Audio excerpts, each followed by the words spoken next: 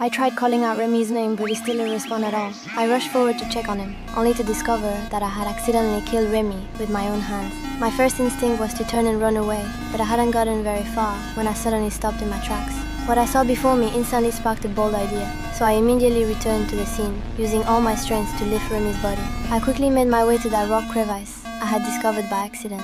Without hesitation, I pushed Remy's body down into the gap. This crevice was in a hidden location. As long as I didn't tell anyone, practically no one would ever find it here. After finishing this task, I ran straight home, across the street, without looking back. However, at that moment, I suddenly realized my digital watch was missing. But I didn't dare go back to look for it, because if someone spotted me, I'd be in serious trouble. When Remy's mother noticed her son hadn't come home after a long time, she came to ask me about it, since we often played together. To avoid being found out, I deliberately pointed in the opposite direction, but even after the family searched for hours, they couldn't find Remy. Soon, news of Remy's disappearance spread throughout the entire town. It not only alarmed the local police and countless residents, but missing person announcements were also playing on repeat on television. My mother thought I was worried about Remy, never knowing that I was the one responsible. Unfortunately, what I feared most still happened. The next day, police officers came to take me in for questioning. When faced with the stern interrogation, I remained completely calm. I told them I had only seen Remy pass by the front of his house, and I knew nothing else about what happened. Since they couldn't get any useful leads, the police had no choice but to conduct a systematic search around the town. But after all that searching, they still came up empty-handed. The third day brought the annual Christmas Eve. Everyone could see that Remy's father was heartbroken, so at the priest's suggestion, everyone decided to help the police search for Remy. We all gathered at the church entrance, and under police coordination, everyone entered the surrounding forest to search. Worried that my secret might be discovered, I joined the search team as well. Although the rock crevice was very well hidden, if the search continued like this, it would soon be found. As I watched everyone getting closer and closer to the crevice, my heart became extremely tense. But then the lead officer suddenly stopped everyone. He told us all to go home and rest, saying they would return tomorrow with search dogs to continue looking. Though I had escaped danger once again, I still felt anxious and unsettled inside. I knew that when the search dogs arrived the next day, they would definitely discover everything.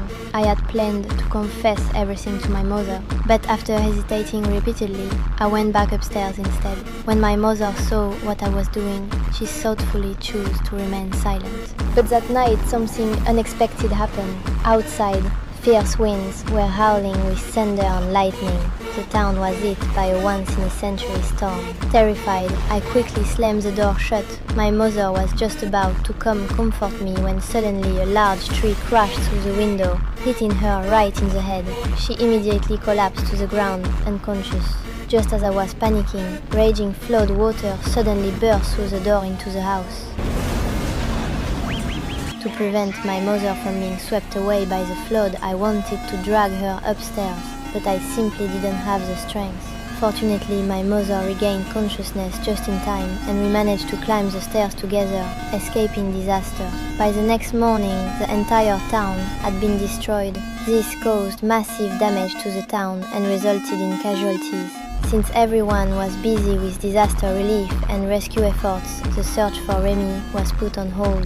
I secretly made my way to where I had hidden the body. Looking at that rock crevice now covered by fallen trees, my long-troubled heart finally found peace at last. 15 years passed in the blink of an eye. Except for Remy's parents, no one ever mentioned that missing boy years ago. I had even won over Amy, the girl I'd had a crush on. I thought Remy's death would be buried forever, but what I never expected was that the town suddenly began a major forest renovation project, and the area being developed happened to include the very woodland where I had hidden the body. As large numbers of trees were being cut down, the secret I'd kept hidden for 15 years was about to come to light. I knew I couldn't just sit there and wait for disaster to strike. I had to destroy the evidence and eliminate any future problems once and